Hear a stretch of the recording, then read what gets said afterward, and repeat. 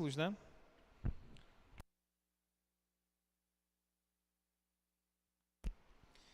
Nós vamos falar hoje sobre a depravação total refletida na relação do homem consigo mesmo. Esse é o tema de hoje. Nós vamos ler o texto, irmãos, em Romanos capítulo 3, dos versos de 13 e 14, tá? 13 e 14. Romanos capítulo 3, os versos 13 e 14.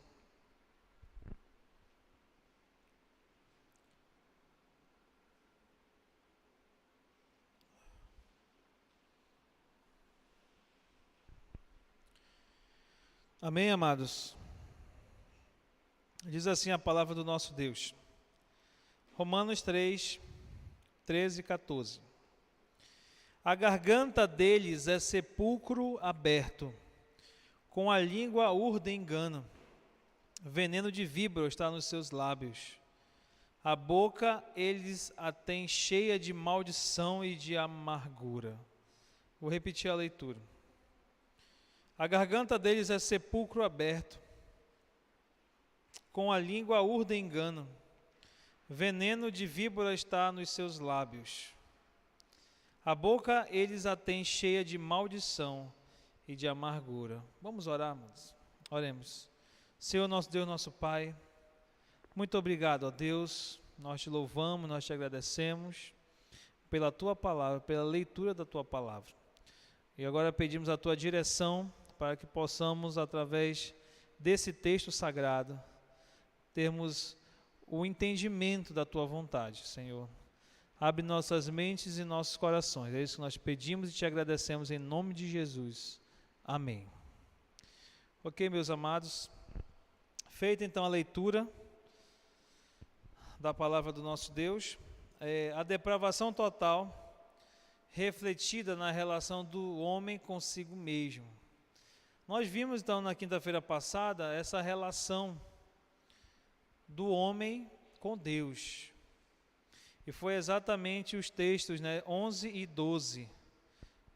E nós vimos aqui o quanto o homem ele é falho diante de Deus. Ele não quer buscar a Deus. Ele está longe da vontade do nosso Deus. Ele não quer buscar a Deus. O seu pecado faz separação de Deus e ele não faz questão de buscar a Deus. E nós vimos alguns pontos interessantes aqui, como a apostasia. A apostasia é um reflexo, exatamente um reflexo dessa natureza caída do ser humano. Ele não quer buscar a Deus. Ele não quer buscar o Senhor. Ele está muito longe disso. Então, e a relação dele com Deus ali no Jardim do Éden foi então tirado, foi quebrado. E por iniciativa do próprio Deus, enviando Jesus Cristo, é que essa comunhão foi restaurada novamente. Então é interessante pensar, irmãos, que por causa do pecado, nós somos corruptos, nós somos maus, por natureza. Certo? Então é interessante que isso não é mais pregado nos púlpitos, das igrejas. Hoje a gente vê, só fazendo um parêntese aqui, hoje nós vemos, amados irmãos, exatamente uma teologia do ego, uma teologia do antropocentrismo. O que é isso? É quando colocam o homem no centro. Essa semana eu estava vendo algumas pregações, alguns trechos de mensagem de alguns pregadores aí que são considerados da teologia coaching, E foi uma aberração. Eu fiquei assim mesmo triste, ao mesmo tempo indignado, porque essas pessoas arrebatam milhões de pessoas. Tem muitos cristãos que eu conheço que postam vídeos dessas pessoas nos seus status, dizendo que Deus ele é o centro, Deus é o centro do mundo, que Jesus Cristo é o centro de tudo, mas quem é o centro de Cristo é o homem. Ele falou assim mesmo, que tudo que Deus fez é porque o homem é importante, é porque o homem tem valor. Isso está correto, irmãos? Será que é porque o homem ele é muito importante para Deus, que ele é o centro, então? Então, tudo que Deus faz é por causa do homem, não é isso? Que dá para entender é isso, né? Que tudo que Deus faz está condicionado ao homem. Ele faz com foco no homem. Sinto lhe dizer que não é. Irmãos, tudo é para a honra e glória de Deus. Amém, irmãos? Se Deus nos salvou, se Deus enviou Jesus Cristo para morrer por nós, se colocando como substituto, não é porque nós somos importantes para Ele. Não é porque nós somos legais, não é porque nós somos melhores. Pelo contrário, é porque nós éramos os piores. Nós éramos os mais pecadores. É por isso que Cristo morreu por nós.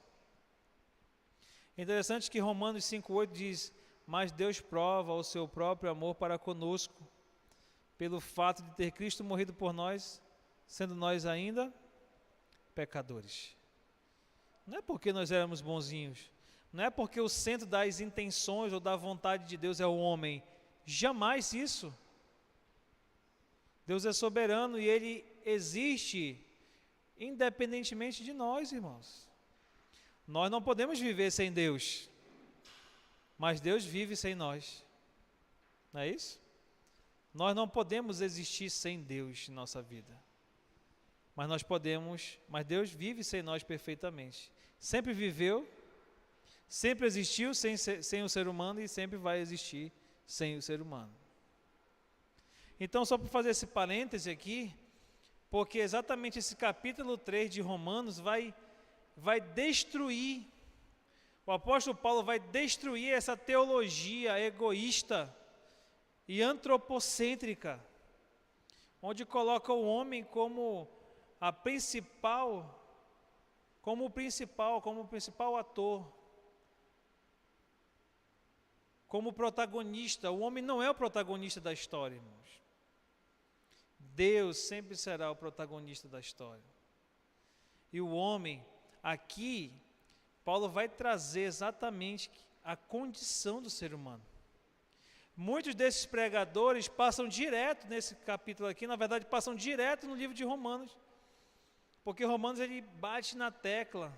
Essa epístola aqui ele fala de forma aberta e direta a respeito da nossa condição de pecadores indignos. Então é necessário, irmão, nós entendermos esse contexto. É necessário nós nos colocarmos no nosso lugar. É extremamente importante todos nós nos colocarmos no nosso lugar. Qual é o nosso lugar? De humilhação, de servo, miseráveis pecadores. Era assim que Paulo se considerava. Tanto é que ele não considerava ele nem se considerava o maior apóstolo, sendo que ele foi o maior apóstolo em obras, né? Em trabalho. Ele foi o maior, mas ele não se considerava, pelo contrário, ele se considerava o pior ou o menor de todos, porque ele perseguia a igreja de Cristo. Ele mandou prender e até ajudou a matar muitos cristãos. Por isso que ele não se considerava coisa nenhuma. Pelo contrário, se considerava servo. E ele, quando foi açoitado, quando ele foi apedrejado, isso era honra para ele, por amor a Cristo. Hoje a pessoa não pode sofrer, a pessoa não pode ter doenças, a pessoa não pode ter nada que isso não faz parte, né, da vida cristã. Onde está escrito isso? Pelo contrário, Jesus Cristo diz, né? Eu estou falando isso para vocês, Jesus fala assim, para que tenham paz. Para que tenham paz. E tende bom ânimo, né? E tende bom ânimo. No mundo passareis por aflições, mas tende bom ânimo. Eu venci o mundo. Na verdade, Jesus está mostrando que nós vamos passar por aflições, isso sim. Mas nós devemos confiar nele, porque ele venceu. Amém, meus irmãos? Jesus Cristo venceu por nós. E essa é a esperança que temos. Não é porque eu sou bom, não é porque você é o cara, você é o expert, você é fenomenal, sensacional. Não, não tem nada a ver com isso. Tem a ver com a soberania e graça de Deus. E quando nós olhamos esse texto aqui, esse raio-x aqui, aí nós vemos, irmãos, o quanto nós somos indignos diante do Senhor. E hoje, nesse texto aqui, Paulo faz um diagnóstico do nosso estado deplorável em que o homem se encontra. O pecado ele atingiu todo o ser, corpo e alma. O pecado ele atingiu todas as faces do ser humano. O pecado enfiou seus tentáculos, né, em todas as áreas da vida do ser humano. Razão, emoção, vontade, tudo está submetido à natureza carnal, à natureza pecaminosa e corrupta. Hoje eu estava assistindo, irmãos, sem fazer críticas, não é uma crítica, mas é uma contestação, né? Algo que nós podemos constatar. A CPI, né? Nós estamos acompanhando a CPI aí da pandemia, né? Então é interessante porque aquelas pessoas que estão lá sendo juízes são também réus. Não é isso? Os mesmos que são juízes são réus.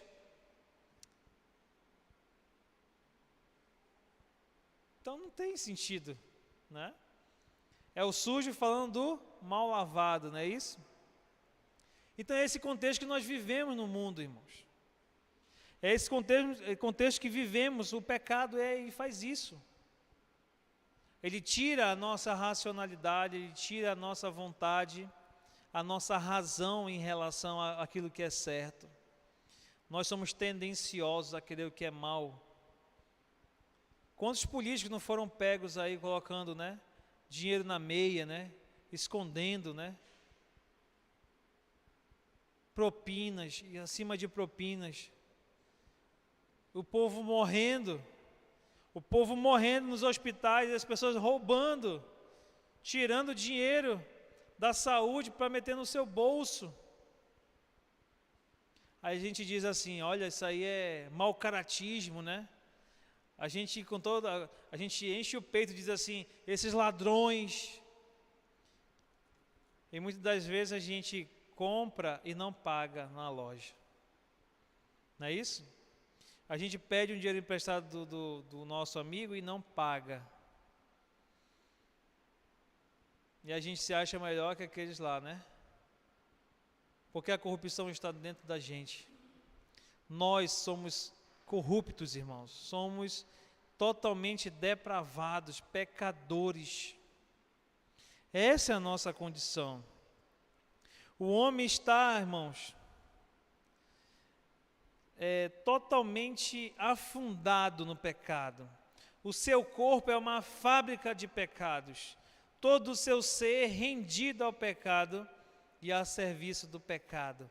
Isso aqui é uma real constatação. É uma real constatação. O pecado é um câncer na vida do ser humano, que se alastrou pelo corpo todo e o matou espiritualmente. E o matou espiritualmente. John Stott, irmãos, aqui ele vê a natureza destruidora do pecado, a capacidade que ele tem de infestar a nossa vida, pois afeta todas as partes da constituição humana, das faculdades e funções, inclusive da nossa mente, das nossas emoções, da sexualidade, da consciência e da vontade. Podemos dizer aqui, irmãos, que se Paulo desejasse dar um catálogo completo dos pecados, poderia ter citado vários, Vamos citar alguns aqui. Se Paulo fosse fazer mesmo, fosse pegar e fazer um catálogo, catalogar os pecados por tipo, vamos colocar assim. Olha como é que poderia ficar, irmãos, preste atenção. Os pecados do sexo, vamos lá, é adultério, homossexualismo, lesbianismo, perversão, bestialidade, prostituição, estupro, luxúria, pornografia e obscenidade. Também poderia mencionar os pecados associados à guerra. Quais são? Destruição de inocentes, atrocidades, câmaras de gás, fornos crematórios, campo de concentração, tortura, sadismo e outros. Poderia também registrar os pecados do casamento. Quais são os pecados do casamento? Infidelidade, divórcio, espancamento de mulheres, tortura mental, abuso de crianças. Acrescente a esses crimes aí mais o assassinato, a mutilação, roubo, arrombamento, fraude, vandalismo, corrupção e também os pecados da língua. Quais são os pecados da língua? A profanação, piadas imorais, linguagem obscena, maldições, blasfêmia, mentira, fofoca, murmuração e outros pecados pessoais, como embriaguez, dependência de drogas, orgulho, inveja, cobiça, ingratidão, ódio, racismo, quebra de votos e etc. Poderia ficar a noite todinha falando aqui, irmãos. Tudo isso aqui é gerado dentro do nosso coração. Todos esses pecados aqui. Que necessidade teríamos mais para provar a depravação humana? Você quer ainda mais uma prova? Será que não é suficiente?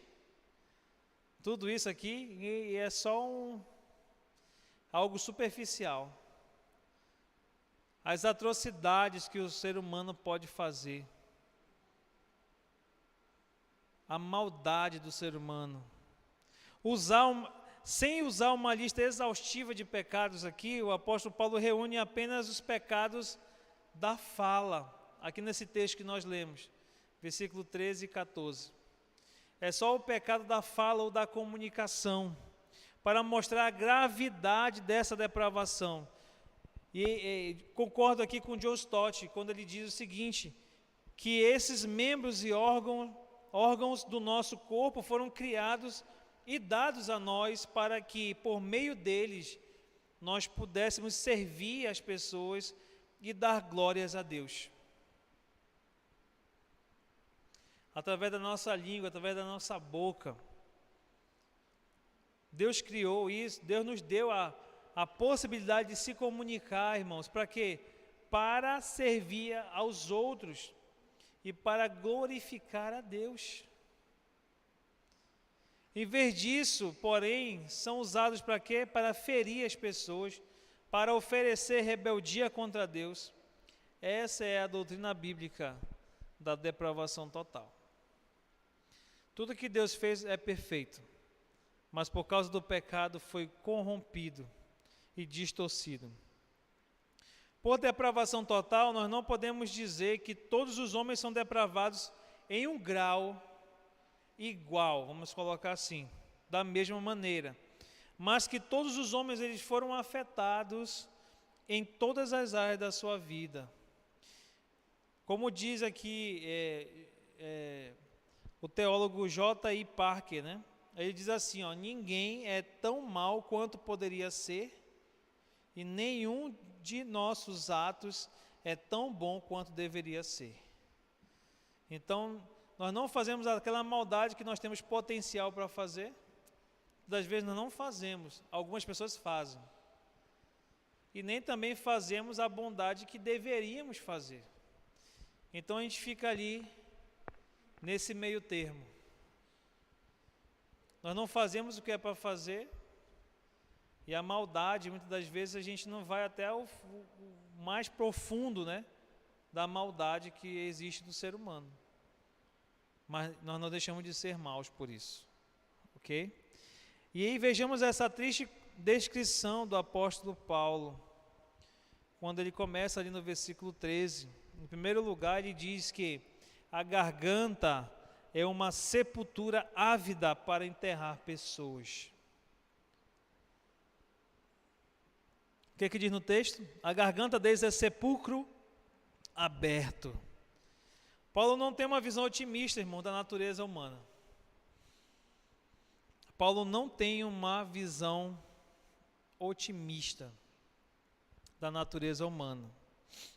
Certamente essa teologia, ela está em total desacordo, né? A teologia de Paulo, que Paulo está escrevendo aqui, vai contra muitos conceitos, né, que nós aprendemos aí. Quando nós vamos para a universidade, a gente é bombardeado, né? No primeiro e segundo período, nós somos bombardeados pelas filosofias, pelas sociologias, pelas psicologias, pelas ciências políticas. Tudo para quê? Para desconstruir um conceito que talvez nós tenhamos. E para construir um novo pensamento. Pensamento baseado em quem? Em Rousseau, Jacques Rousseau. Baseados em quem?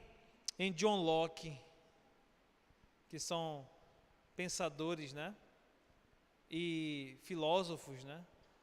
Tem também o outro chamado Augusto Comte, Emmanuel Kant, e assim vai. São vários outros aí.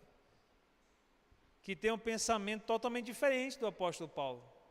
Porque é interessante que Rousseau, Jean-Jacques Rousseau aqui, ele afirmou que o homem ele é essencialmente bom.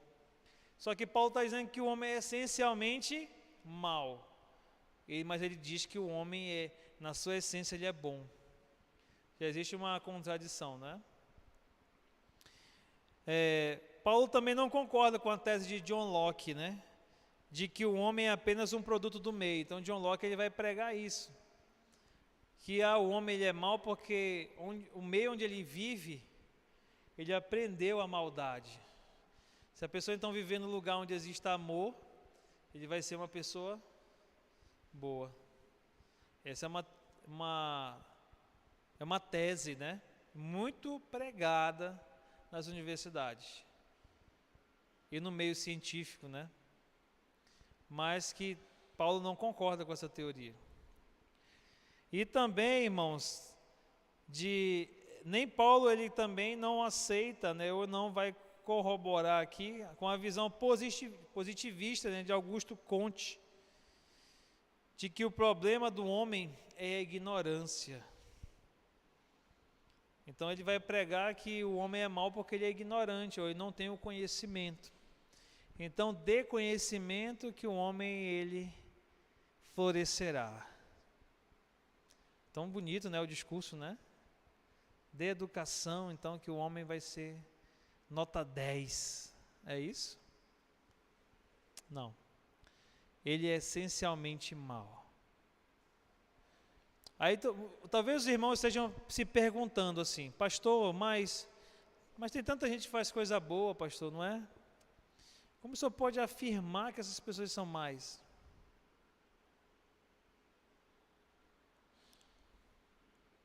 Porque são. Nós somos maus. Por natureza, nós somos maus. Como nós colocamos aqui naquela frase, né, de J.I. Parker, muitas das vezes nós não chegamos no ápice da maldade.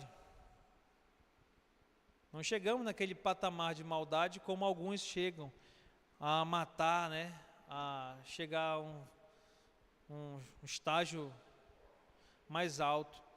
E nem muito menos nós vamos chegar num patamar alto de bondade. Nunca vamos chegar lá. Porque o ser humano ele tem uma natureza corrompida. Então nós não vamos ter essas prerrogativas, nós não podemos. O que nós vivemos, irmãos, sabe o que é? É a sombra dos atributos de Deus. é o resquício que nós temos na nossa natureza também, na nossa essência, daquilo que Deus nos concedeu. Nós fomos criados à imagem e semelhança de Deus, não é verdade? Então, nós fomos constituídos de alguns atributos de Deus, como o amor, por exemplo. Então, nós fomos criados com essa essência de Deus. Nós conseguimos amar na sua plenitude, sim ou não?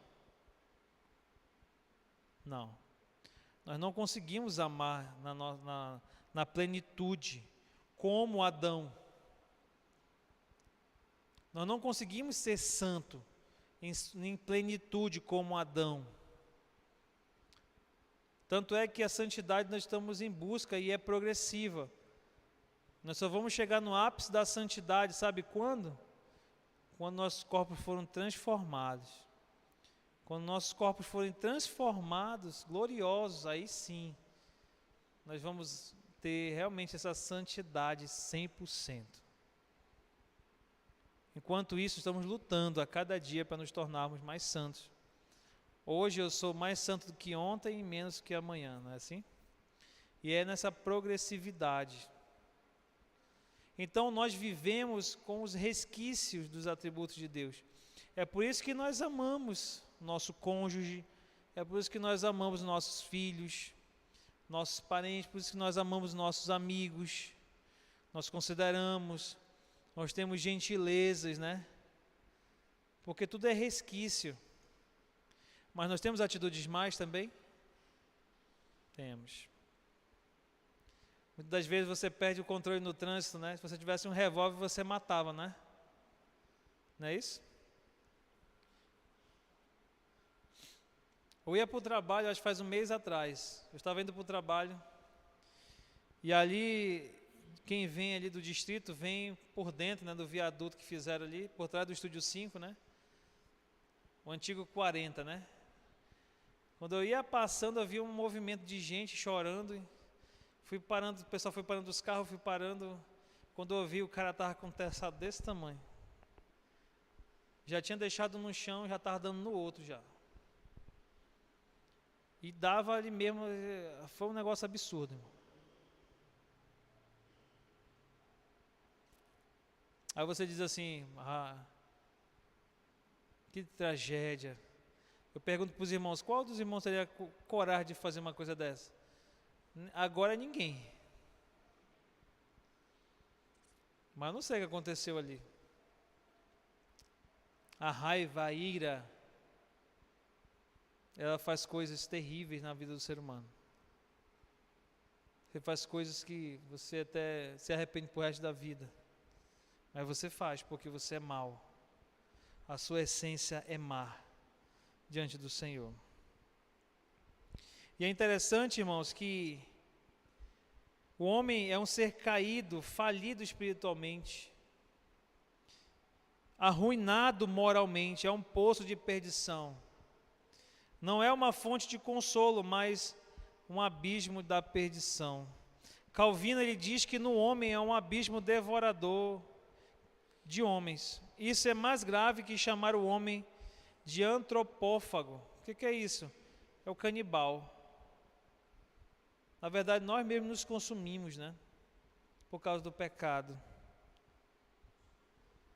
E é interessante que Paulo diz que a garganta humana é um abismo grande, bastante para devorar e tragar toda a humanidade. Muitas das vezes, nós machucamos as pessoas com aquilo que nós falamos, não é isso? E é o segundo ponto aqui, ele fala, na continuação do versículo, ele diz assim, ó. A garganta deles é sepulcro aberto, com a língua urdem engano. A língua é uma agência de engano e mentira. Paulo diz, né, exatamente isso. A língua ela não é apenas um órgão que fala, mas um laboratório da mentira. Não é interessante esse contexto, porque a língua é o rei do disfarce. É a dama do engano, a prostituta da sedução. Ela fala coisas bonitas. Muitas das vezes aquilo que você quer ouvir, né? ou não. Ou fala coisas horrendas, né? Ou falam coisas abomináveis. Bajula com suavidade, mas açoita com violência. E Tiago vai dizer, né? Tiago diz o seguinte, que a língua tem poder de quê? De destruir. Um pequeno órgão, né? Do corpo humano, mas que pode fazer uma desgraça. Quando não controlada. E ela é como fogo e como um veneno. A nossa língua. Então o apóstolo Paulo está colocando aqui e pontuando, né, dando esse exemplo, exemplificando. A boca fala que o coração está cheio. Mateus vai dizer que do nosso coração, irmãos, vai ser produzido o quê? Os assassinatos, homicídios, prostituição, né? Orgulho, egoísmo. Tudo é gerado aonde? No coração. Esse coração é exatamente o centro da nossa natureza. Nós somos mal de dentro para fora. E é interessante isso, que mesmo os crentes, olha só, mesmo os crentes com a natureza espiritual divina do Espírito Santo habitando em sua vida, existe ainda a natureza pecaminosa que não saiu de lá. E aí que está a grande X da questão. No capítulo 7 de Romanos, vamos abrir esse leque. Eu não vou dar spoiler agora, né? Mas no capítulo 7 nós vamos falar profundamente sobre esse contexto. Dessas duas naturezas, olha, caminhando juntas. No mesmo recipiente. E aí a briga está feita. E é interessante que para o ímpio não tem luta nenhuma. O ímpio vive até bem melhor que o cristão, irmãos. Se a gente for analisar por esse ponto de vista. Porque ele está entregue ao pecado, ele faz a vontade da carne e ponto final. Ele vai pecar, vai deixar de pecar, vai fazer certo, vai fazer errado. Se a moral e a consciência dele pesar, ele não faz. Se não pesar, ele faz e acabou-se. Tanto faz como tanto fez. O problema é que o final de tudo isso é o inferno, né? Viver uma vida assim é julgamento e é perdição. Agora, o cristão tem uma luta enorme, irmãos. O cristão tem uma luta enorme, porque ele tem que lutar contra ele mesmo, contra as suas próprias vontades, contra os seus próprios desejos, tem que renunciar para fazer a vontade de Deus. Não há, irmãos, um cristão que não lute. Se você está vivendo aqui na igreja, se você aceitou a Cristo e você está tudo bem com você, há anos você não passa por nenhum tipo de problema, alguma coisa está errada. Sério mesmo, não quero ser pessimista, mas alguma coisa está errada. O cristão passa por provação, por luta, por desafios, e que ele precisa vencer, ele precisa avançar, precisa olhar para o autor e consumador da fé, Jesus Cristo, né? Então, é necessário, irmãos. Em terceiro lugar, os lábios são um reservatório de veneno. O versículo 13 ainda, né? Veneno de víbora está nos seus lábios. É interessante que a cobra ela tem uma bolsa cheia de veneno, né? Veneno letal na base das suas presas, ela tem esse veneno. Quando ela morde alguém, ela destila esse veneno.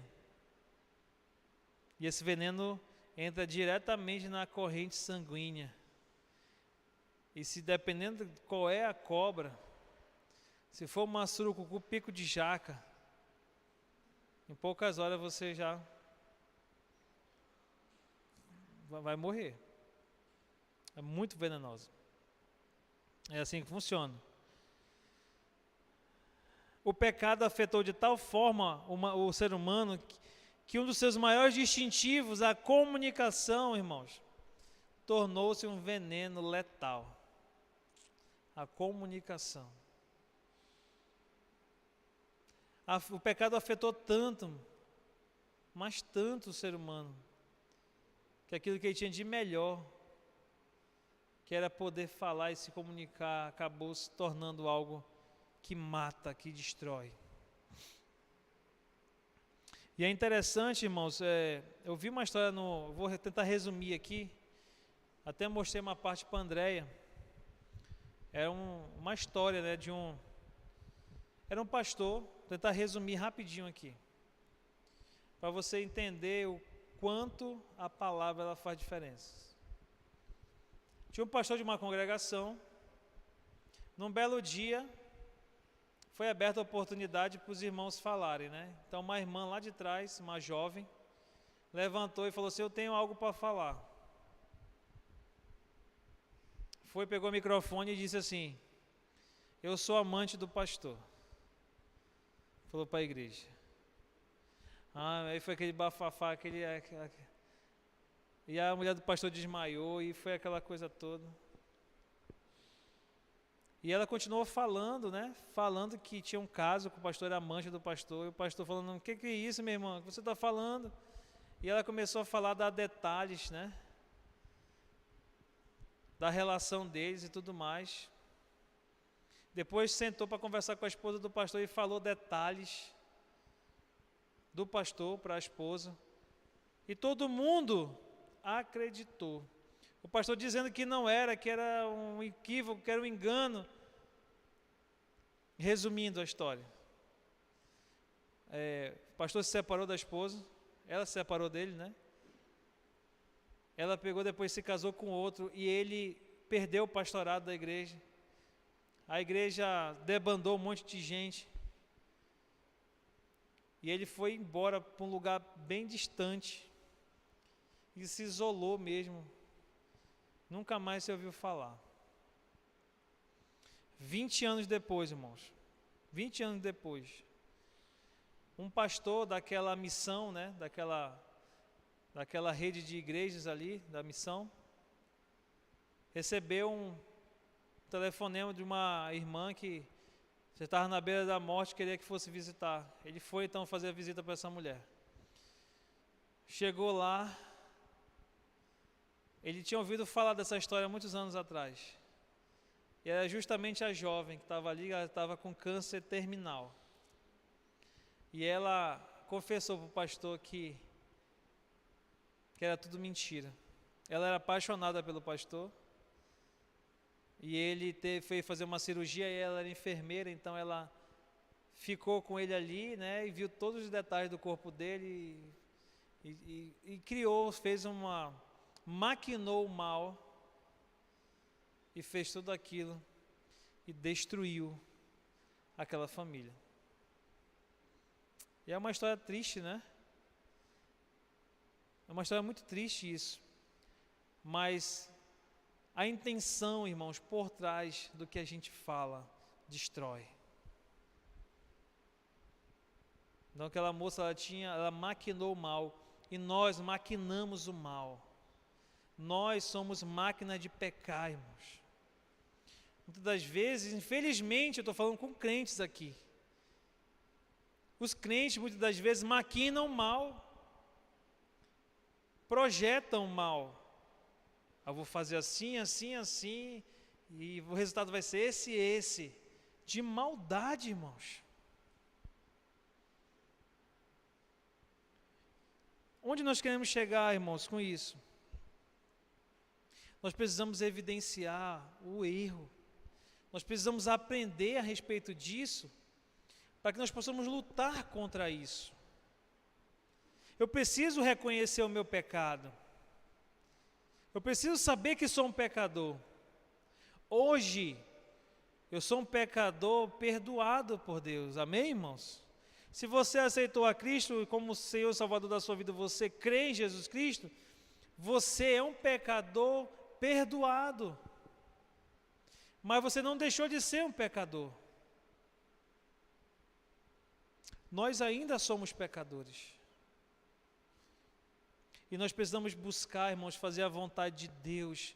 Nós temos que lutar contra a nossa natureza. Nós temos que fazer o possível e o impossível para viver uma vida que agrade a Deus. É fácil? Não. Porque nossa natureza é caída. Nós temos que fortalecer o nosso espírito. A palavra de Deus vai dizer lá em Efésios: enchei-vos do Espírito. Não vos embriagueis com vinho onde há dissolução, mas enchei-vos do Espírito. Por que enchei-vos do Espírito? Porque quanto mais cheio eu tiver do Espírito Santo, menos eu estarei cheio do mal que habita em mim. E eu poderei fazer muito mais coisas que são do agrado do Senhor. Então, por que é necessário, pastor, eu saber da minha condição? Para que eu possa me arrepender. Eu jamais vou me arrepender se eu não souber qual é a minha real condição. Se eu não reconhecer a minha real condição, sou pecador. E o meu pecado me separa de Deus. E aí, se eu sou ainda um pecador perdido, sem fé em Jesus Cristo, estou fadado à perdição. Agora, irmãos, é necessário que todos nós que aqui estamos, que tem essa convicção de salvação, possa entender isso e possa buscar isso de todo o seu coração. E para finalizar, irmãos, a boca é uma fonte de águas sujas. Versículo 14, né? A boca eles a têm cheia de maldição e amargura. Versículo 14. Paulo conclui: o pecado fez da boca humana uma fonte de maldição. Dessa boca não saem louvores a Deus. Dessa boca só saem palavras torpes, imorais, carregadas de maldade e mentira. Em vez de ser uma fonte da qual brotam águas doces para matar a sede dos sedentos. Eu não sei se meus irmãos são assim, mas muitas das vezes nós falamos, nós mentimos. Muitas das vezes, irmãos, nós amaldiçoamos as pessoas. Nós não queremos falar palavras positivas para as pessoas. Nós preferimos falar mal das pessoas. É interessante que nas igrejas tem ministérios, né? E um dado pastor falou assim que existe um ministério da fofoca, né? Nas igrejas. Tem aqueles irmãos que são expertos em falar mal da vida dos outros. Muitas das vezes vão se enquadrar exatamente nesse contexto aqui, boca cheia de maldição, de maldade. Por que não fala coisa boa? Por que não fala palavras que levantam? O irmão está se esforçando. O irmão está dando o seu 100% aqui. Muitas das vezes não consegue desempenhar da forma como é para fazer. Aí eu chego assim: meu irmão, ficou feio isso aqui, ó. Não ficou legal o seu trabalho, não. Tu faz desse jeito aí. A gente dá uma pedrada na pessoa, né? A pessoa está cozinhando aqui, poxa, a gente vai se alimentar aqui, vamos fazer aqui um mutirão, né? O irmão está cozinhando aqui, poxa, ficou sem sal. Meu irmão, você não colocou sal, meu irmão? O que isso vai fazer? Um arroz? Na boa vontade o irmão está ali, ninguém não está ganhando nada para isso, na boa vontade. Isso não acontece, né? Por que a gente faz isso? Por que a gente tem essa atitude mal? Porque nós somos maus. E a nossa boca muitas das vezes está cheia de coisa podre, está cheia de maldade, está cheio de amargura. E a gente quer despejar no primeiro que aparece. Irmãos, é reconhecer isso.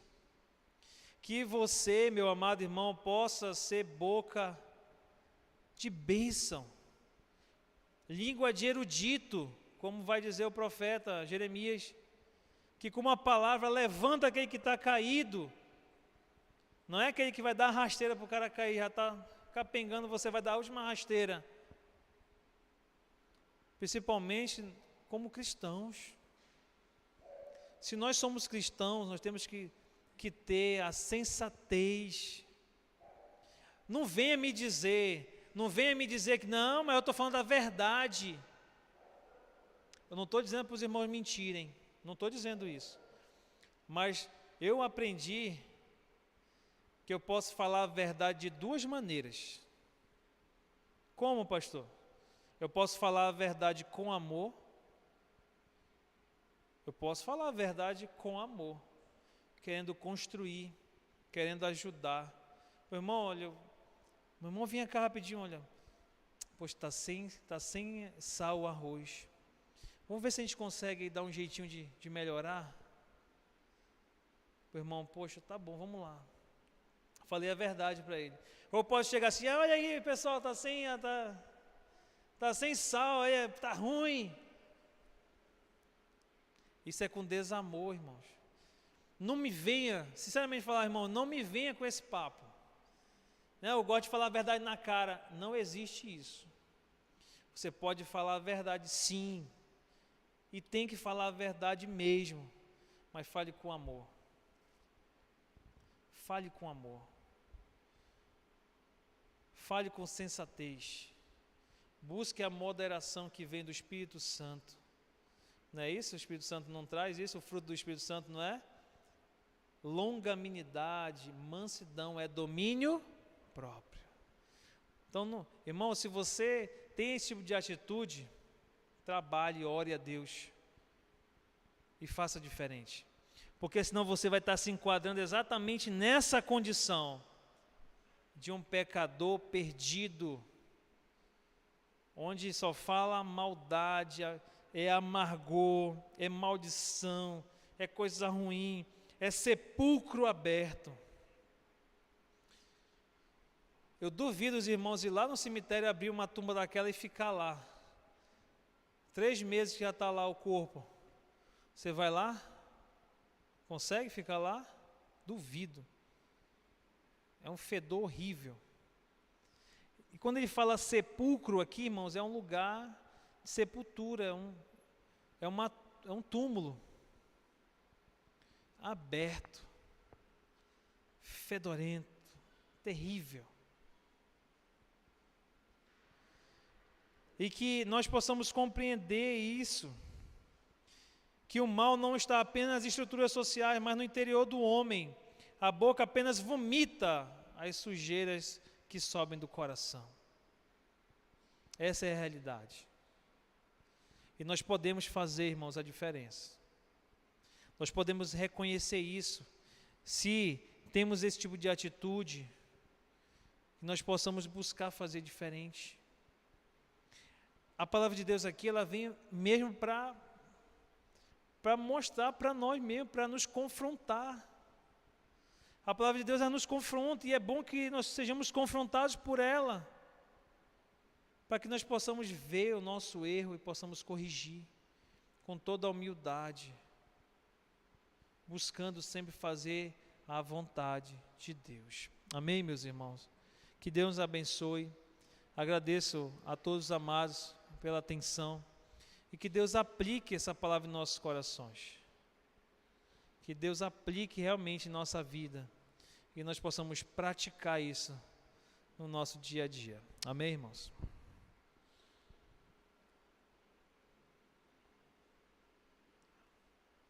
Pedido de oração.